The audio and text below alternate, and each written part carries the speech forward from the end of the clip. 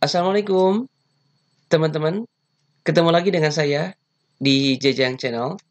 Semoga teman-teman sekalian diberikan kesehatan oleh Allah Subhanahu wa taala. Amin ya rabbal alamin.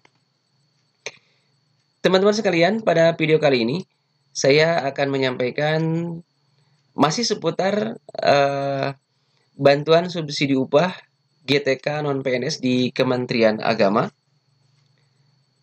Biasanya ya teman-teman sekalian, eh, semua orang itu bertanya-tanya di baik guru ataupun tenaga kependidikan, misalkan sebagai tenaga kependidikan, apakah saya berhak untuk mendapatkan BSU? Karena memang di Kementerian Agama sampai hari ini belum belum dicairkan ya di daerah saya gitu ya.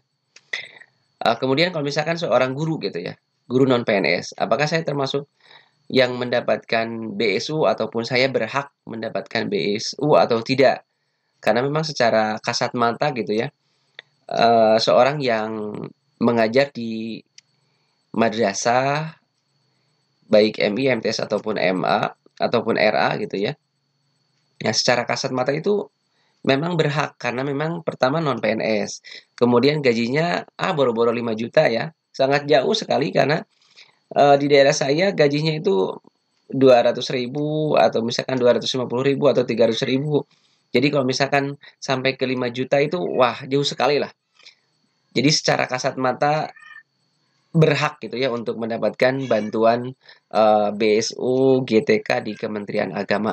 Nah, tetapi ada faktor lain ya, itu seseorang dinyatakan berhak ataupun tidak untuk mendapatkan BSU di Kementerian Agama.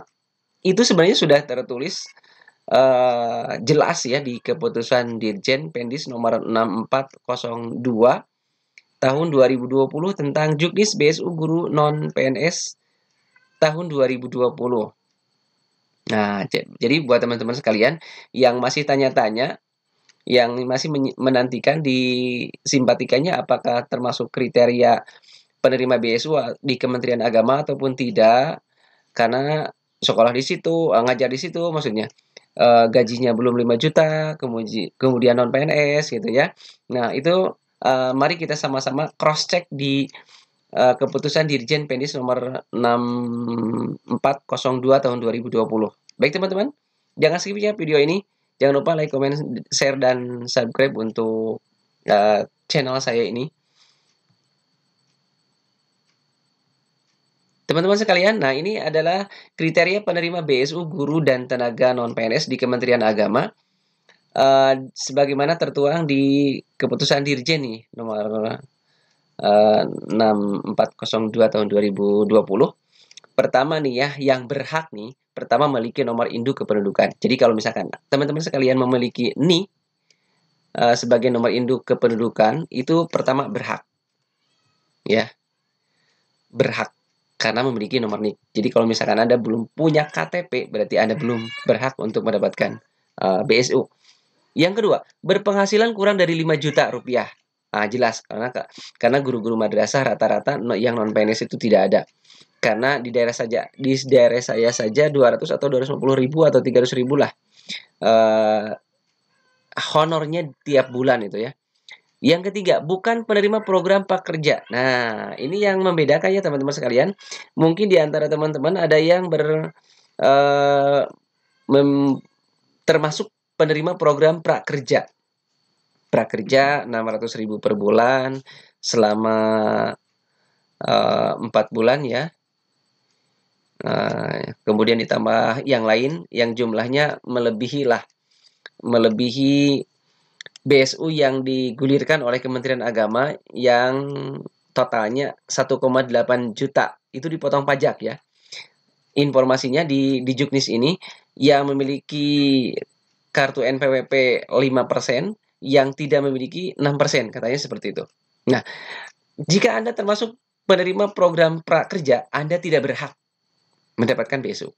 Kemudian, yang berikutnya, bukan penerima BSU lainnya. Nah, jika tidak di prakerja, Anda mungkin menerima di bantuan subsidi yang lain, misalkan UMKM, atau BPJS, ataupun BSU lain lah. Bantuan-bantuan subsidi lain yang nilainya totalnya 2,4 rata-ratanya seperti itu ya teman-teman. Nah, jika Anda termasuk penerima BSU itu, berarti Anda tidak berhak untuk mendapatkan BSU di Kementerian Agama untuk GTK, Guru dan Tenaga.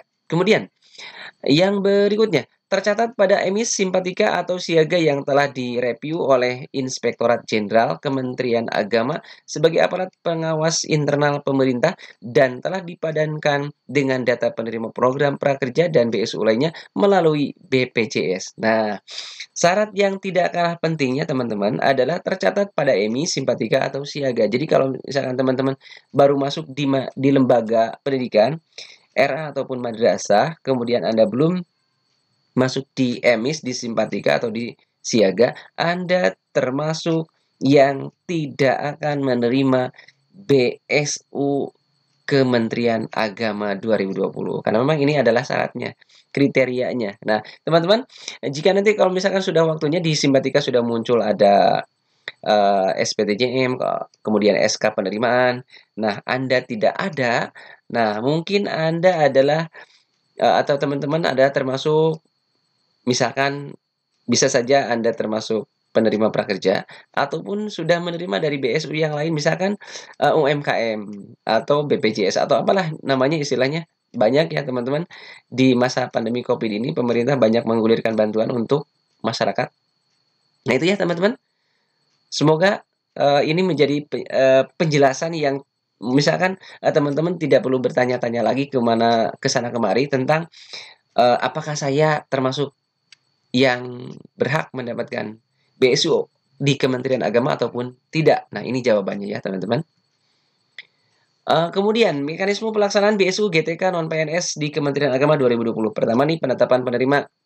Nah, data penerima diambil dari emis, simpatika, atau siaga yang terverifikasi. Jadi, datanya diambil dari emis, simpatika, atau siaga. Jadi, kalau misalkan tidak ada di emis atau simpatika atau siaga, berarti tidak akan termasuk yang menerima. Kemudian, data penerima yang terverifikasi kemudian ditetapkan melalui keputusan Dirjen Pendis. Nah, ini ya.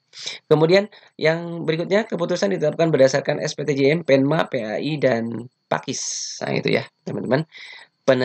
Penetapan penerimanya seperti itu ya. Penetapan penerimanya seperti itu.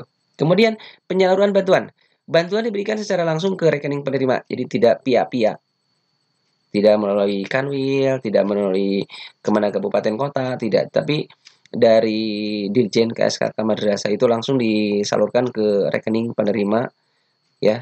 Jadi yang sudah melalui bank penyalur yang sudah ditetapkan oleh pemerintah. Kemudian penyaluran bantuan diberikan 1 kali untuk 3 bulan. Jadi dalam jumlah 1,8 juta yang digulirkan itu pencariannya hanya 1 kali untuk 3 bulan, yaitu Oktober, November, dan Desember 2020.